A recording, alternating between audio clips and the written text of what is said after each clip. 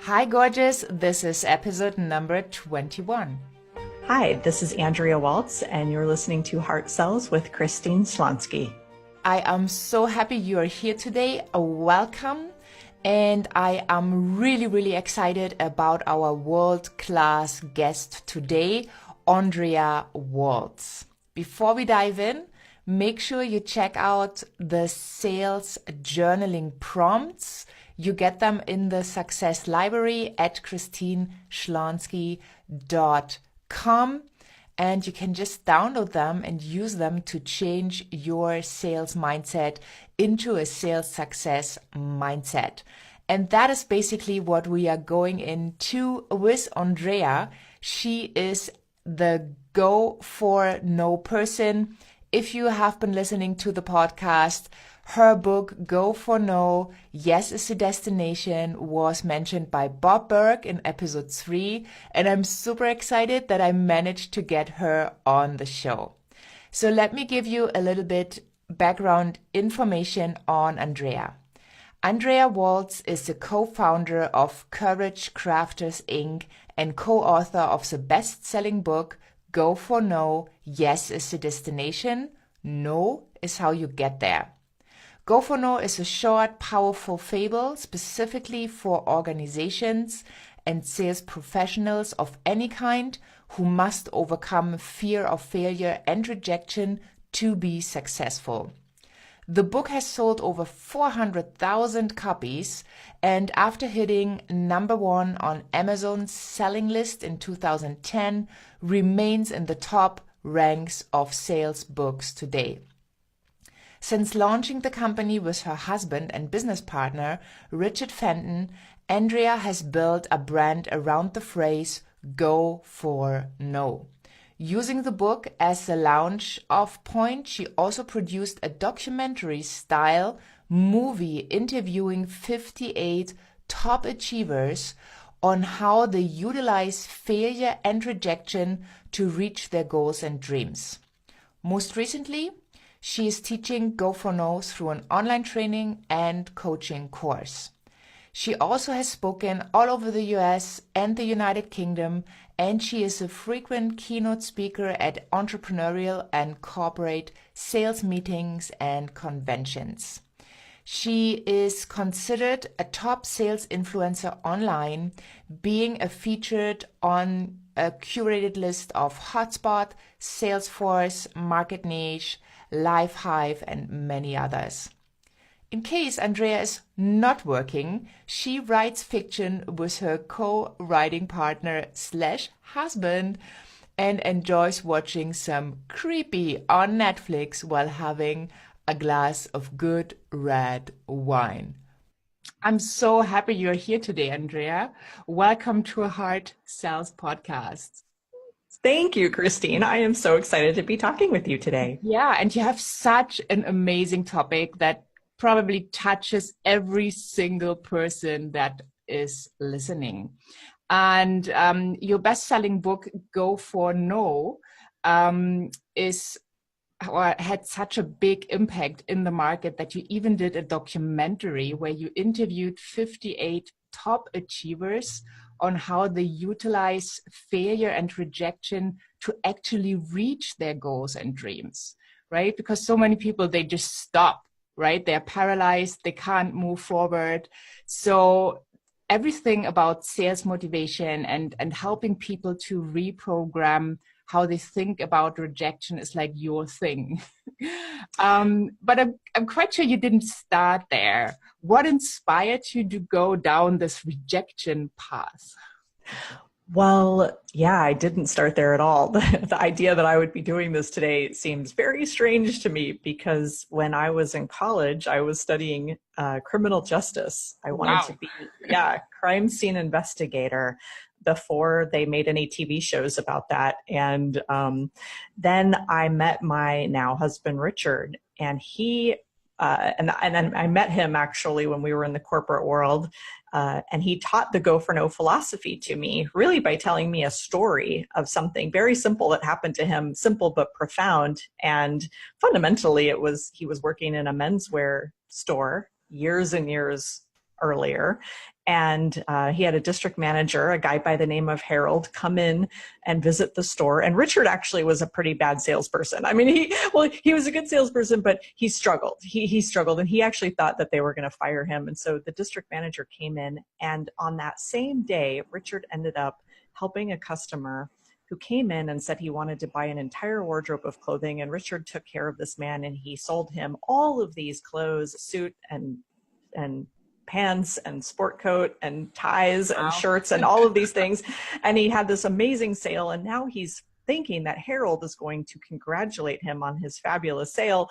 And Harold instead says, "What did that customer say no to?" And Richard said, "What do you mean? I sold that guy all of these things," thinking that he was going to be rewarded. And Harold said, "Richard, out of curiosity, I just want to know, what did that customer say no to?" And Richard said, "You know, Harold, he didn't say no to anything. Everything I showed that man, he purchased." And then Harold said, "Well, then how did you know he was done?" And then Harold proceeded to tell Richard, "You are a good salesperson, but your fear of the word no is going to kill you. If you could just get over that, I think you could become one of the great ones." And Richard says he went home that night, 2 letters from greatness, N-O. He changed the way he thought about the word no, and he ended up becoming an award-winning salesperson. He was, like I said, not that great. And so when we met years later and he told this story to me, I had this epiphany myself, because I realized that I didn't like to hear the word no. So I had to kind of tell that story, because that was kind of the lightning moment for me as well. And I said, well, that's amazing, and I can do that too. And I did. And I used Go for No in my corporate job. And then eventually we both quit and launched our own speaking and training company, teaching this message. And as I've taught it over the years, what I've found is that everyone, it's the very, very rare person who doesn't hate the word no, who doesn't fear failure, who doesn't fear rejection. So I feel like if I can help people just build their courage a little bit, just try and take a chance to hear the word no, that they can get the yeses that they're seeking. And so I'm just super passionate, but it all started with actually Richard sharing that one story with me. Yeah, amazing. Yeah, and you built like a whole brand around it, and people can find you at goforno.com. Right? Correct. There's a book, there's an online course. So if you want to dive in, you can go really, really deep. And I'm just so fascinated, because people so often miss that important point that they can learn to handle the word no by shifting how they think about it. Right? So they sabotage themselves, especially in sales. I remember when I started out years ago in high ticket event sales over the phone. Like calling general managers, owners of companies. And, luckily I was not experienced. So I listened to what I was told, which really helped in the process. But still, the first no's that always felt like a rejection, not for the product, but like for my person. Oh, absolutely. Yeah, it does come across as a personal rejection. You can't help it. And salespeople, I think people who gravitate towards sales are people, right? Mm-hmm. We like having conversations. We like people. And so when we experience that rejection, it is, I think, even more easy for us to take it personally, because we want to build those relationships. We want to have a connection. Yeah, yeah. I think where it even gets where it feels maybe more intense is when you have your own company. So when you are an entrepreneur or solopreneur and you come up with all these great ideas and you are so excited to give your gifts to the world, and then you take a couple steps and you get the no.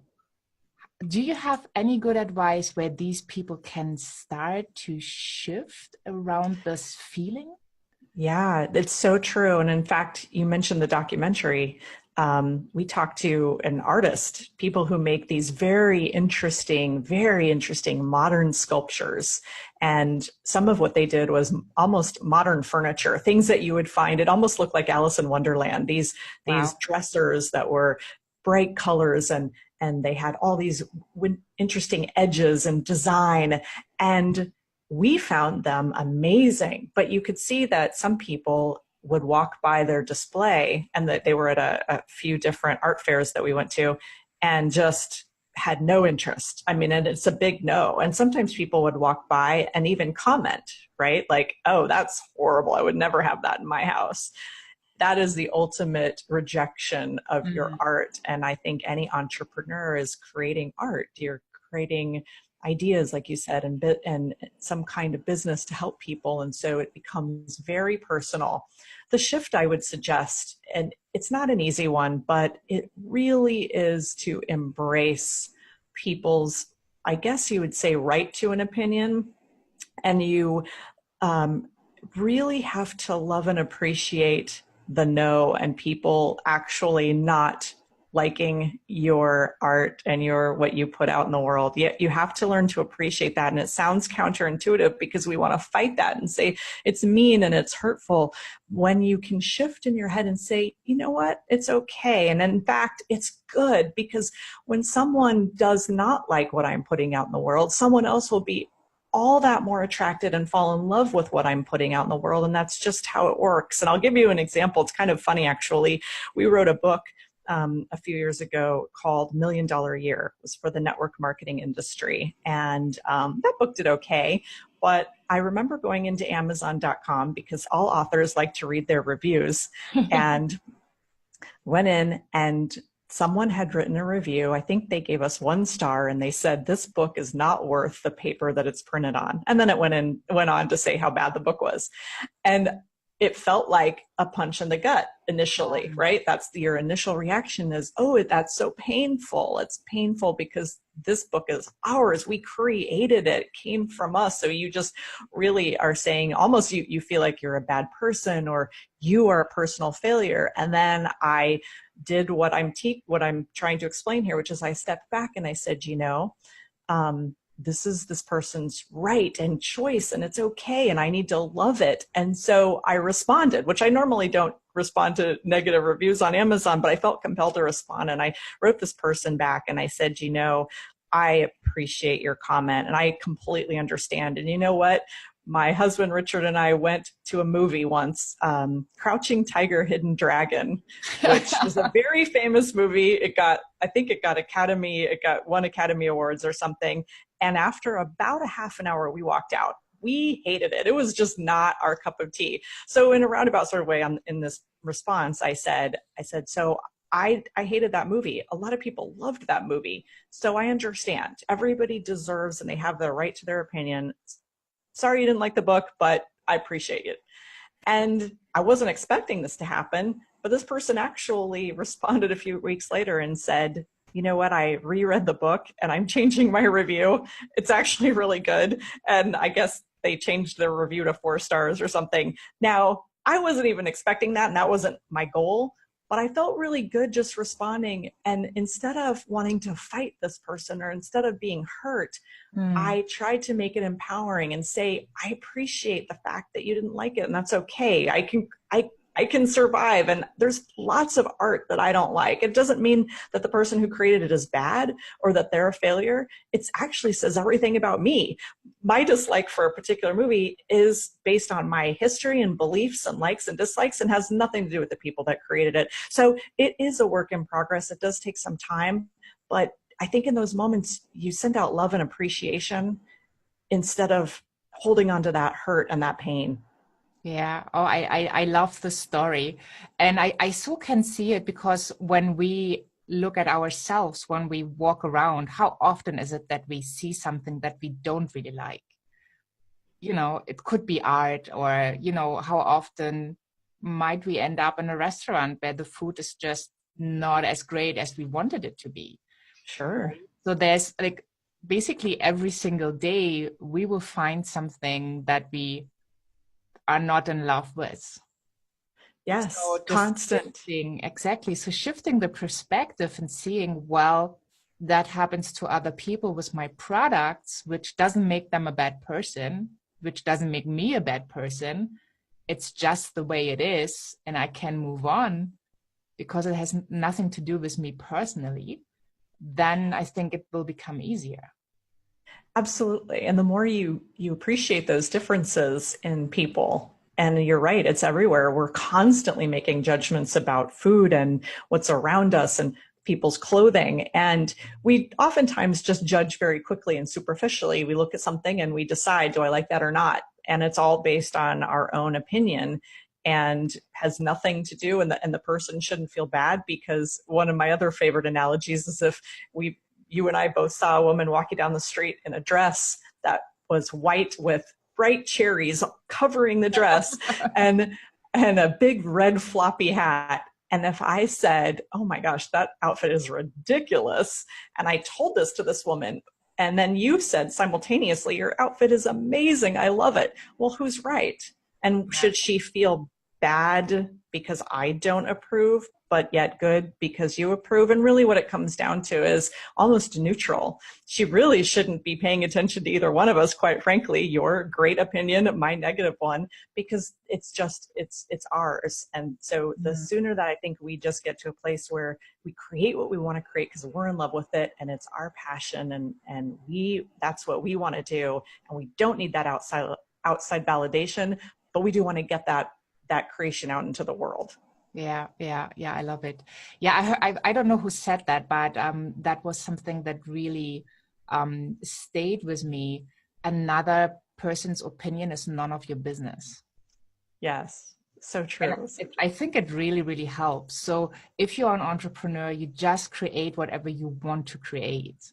I mean, obviously, if you're an entrepreneur, you want to create something that, you know, the market also wants. If you only do something that you want, then it might be more of a hobby. But you want to have a look like what is or who is your ideal customer, and are you serving them with your products? And that makes the journey easier. So could you touch a little bit on that? If people hear no too often, or they perceive that they hear no too often, which could be, well, first of all, they haven't asked often enough, right? So some people, for example, say, well, you know, I'm getting so many no's. And then when you say, well, how many no's did you get? 10. And then, you know, I'm sure that if you are a successful salesperson, you have to ask at least 100 times. Absolutely. I think there's two things going on with the no, and one of them is a quality no, and one of them is a quantity no. And we find that most of the time you are exactly right. We don't have the quantity going for us. We're not telling our story to enough people. And so we think that things should be easier and we should be able to tell our story to 5 people, get 4 or 5 yeses out of those 5 people, and call it a day.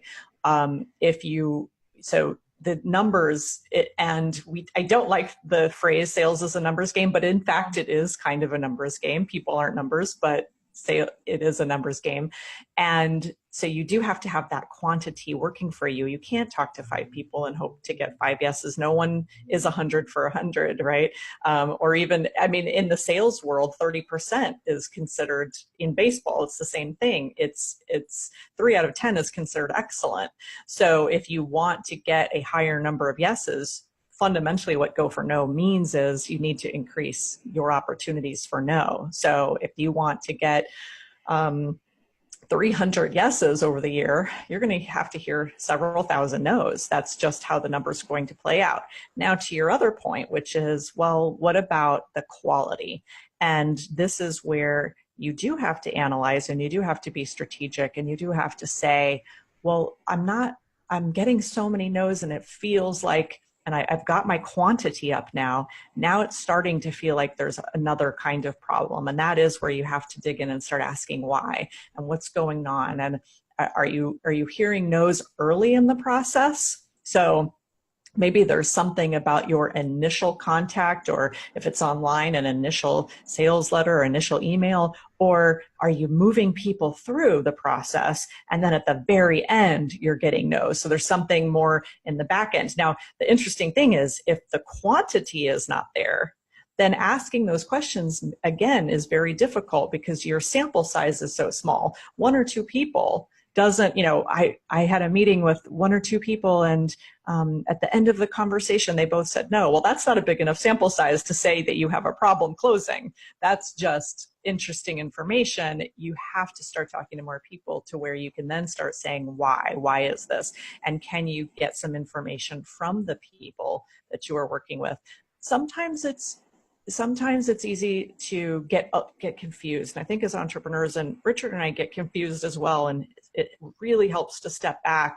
One of the things that happened to us and we write a lot of books, and it took us years to step back on a couple books and say, why didn't this book go? Why did Go for No do so well and a couple of the other books that we wrote didn't? And we had some epiphanies where we realized, wow, these books were good stories, but they weren't really solving a problem.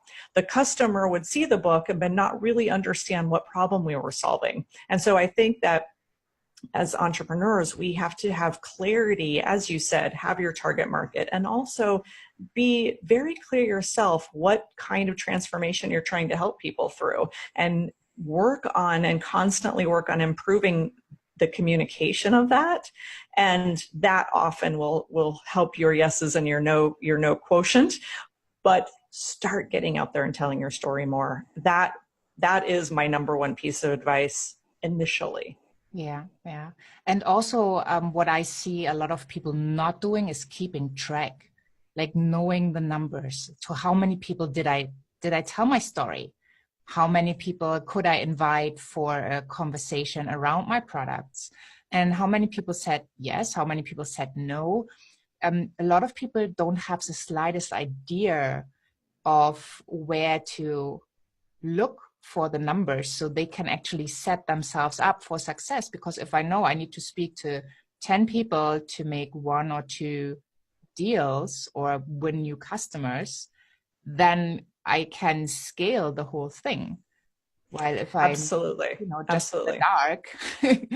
Yeah. And that's where I like to say it's art meets commerce. That's the big challenge for entrepreneurs is we all love creativity. We like to be artists in our own way of whatever product or service we're creating. And that has to cross into commerce. And when I say commerce, I mean selling and hearing more no's to get more yeses, and paying attention to your numbers and being somebody who can look at the data and try to glean lessons from that data. So art meeting commerce is a powerful equation. You can't overdo on either one, right? You want to try to have both in a balance. Yeah, that's really nice. Well said. I like that, art meeting commerce. It's something that sticks. So do you remember when you did your very first sale? The funny thing is, our very first sale with the very first thing we ever sold in our business was a book. And it was actually, we wrote a book called Unlocking the Secrets of Retail Magic. And we sent it out to, and maybe we didn't, it's been literally 20 years, but I remember our first order came through the fax machine, and it was for $8.20. And it was one of those books. Someone actually bought one of the books. I think we sent a press release and an order form. And I actually remember the guy's name, and I remember the company and everything. We were so excited. I've never been so excited to make $8.20. It probably cost us a couple $1,000s to make that $8.20, but it's so encouraging just to have that happen. And I don't remember our very first, oh no, that's not true. The very first seminar we ever did was for, at the time it was called New York and Company. It's a division of women's brand of clothing called Express. And we believe that was our first actual training seminar, because that's what we were selling. and we had no success stories to share. They really went out on a limb to hire us. But I will say that probably the thing that we did successfully, that we did well, and believe me, we have made so many mistakes, many of them repeatedly. So I am not speaking from on high here, but we niched down in our business. When we first launched our company, we focused on retail organizations that were large, and we wanted to do training for them.